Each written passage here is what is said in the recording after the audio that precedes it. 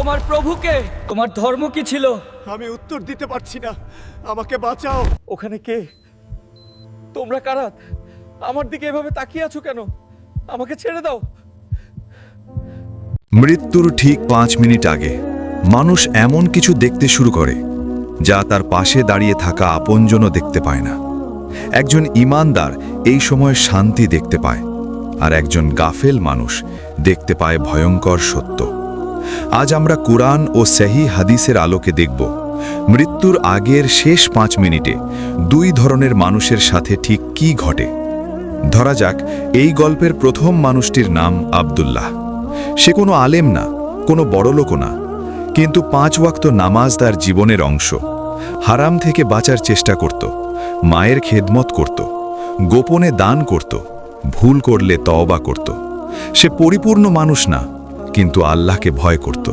আর দ্বিতীয় মানুষটি, তার নাম ধরা যাক কামাল। নামাজ তার জীবনে ছিল না। হারাম উপার্জন, মিথ্যা, সুদ, গীবত এগুলো ছিল তার স্বাভাবিক জীবন। দুনিয়াই ছিল তার সবকিছু। মৃত্যুর কথা উঠলে সে বলতো, এখনো তো অনেক সময় আছে। একদিন হঠাৎ করেই দুজনেই অসুস্থ হয়ে পড়ে। হাসপাতালের সাদা বিছানা, হার্ট মনিটরের শব্দ, পরিবারের কান্না, ডাক্তারদের দৌড়াদৌড়ি। কিন্তু তারা কেউ বুঝতে পারছে না অদৃশ্য এক জগৎ ধীরে ধীরে এই ঘরটিকে ঘিরে ফেলছে। মৃত্যুর প্রায় 30 মিনিট আগে মানুষ দুনিয়া থেকে ধীরে ধীরে বিচ্ছিন্ন হতে থাকে। রাসূল সাল্লাল্লাহু আলাইহি ওয়াসাল্লাম আমাদের জানিয়েছেন, মুমিনের কাছে ফেরেশতারা উজ্জ্বল চেহারায় আসে, আর পাপীর কাছে আসে কঠিন, ভীতিকর রূপে। আব্দুল্লাহ হঠাৎ ছাদের দিকে তাকিয়ে থাকে। তার চোখে ভয় নেই, বরং এক ধরনের বিস্ময়। তার ঠোঁটে আস্তে আস্তে কালিমা ভেসে ওঠে। পাশে থাকা তার ছেলে ভাবে, আব্বু কি কিছু বলতে চাইছে? কিন্তু আব্দুল্লাহ যা দেখছে তা এই ঘরের কেউই দেখতে পাচ্ছে না। অন্যদিকে কামালের চোখ বড় হয়ে গেছে। সে হাত নাড়ছে, কিছু বলতে চাইছে। তার চোখে আতঙ্ক। তার স্ত্রী ভাবে, ও কি খুব কষ্ট পাচ্ছে? কিন্তু কামাল যা দেখছে তাই দুনিয়ার কেউ দেখতে পাচ্ছে না। এখন সময় গড়িয়ে যাচ্ছে। মৃত্যুর 10 মিনিট বাকি। এই সময় মানুষ এমন জিনিস দেখতে শুরু করে যা জীবিত অবস্থায় কল্পনাও করেনি। আব্দুল্লাহ দেখতে পেল উজ্জ্বল, সুগন্ধময়, শান্ত ফেরেশতারা ঘরে প্রবেশ করছে। তাদের চেহারা শান্ত, কণ্ঠস্বর কোমল। তারা বলছে, ভয় পেও না, দুঃখ করো না, জান্নাতের সুসংবাদ গ্রহণ করো। তার বুক হালকা হয়ে যায়, মুখে অদ্ভুত এক প্রশান্তির হাসি ফুটে ওঠে। অন্যদিকে কামাল দেখতে পেল কঠিন চেহারার ফেরেশতা, ভয়ঙ্কর দৃশ্য। তাদের দৃষ্টি কঠোর। সে চিৎকার করতে চায়, কিন্তু তার কণ্ঠ বন্ধ।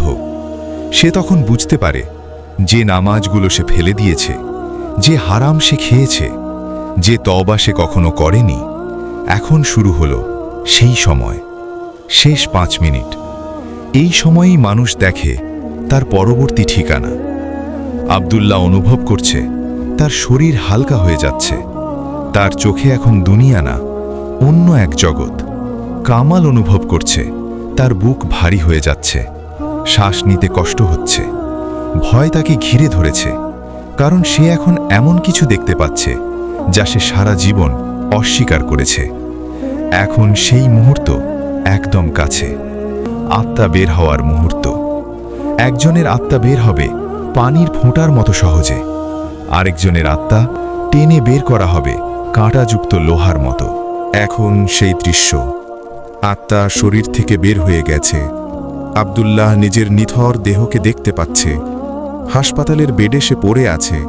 তার ছেলে কাঁদছে, স্ত্রী কাঁদছে। সে তাদের ডাকতে চায়, আমি এখানে, আমি ঠিক আছে, কিন্তু কেউ শুনতে পাচ্ছে না। ফেরেশতারা তাকে সাদা, সুগন্ধময় কাপড়ে জড়িয়ে নেয়। এক অপূর্ব সুগন্ধ চারদিকে ছড়িয়ে পড়ে। তারা তাকে আকাশের দিকে নিয়ে যেতে শুরু করে। প্রতিটি আসমানে ফেরেশতারা জিজ্ঞেস করে, এই পবিত্র আত্মা কার?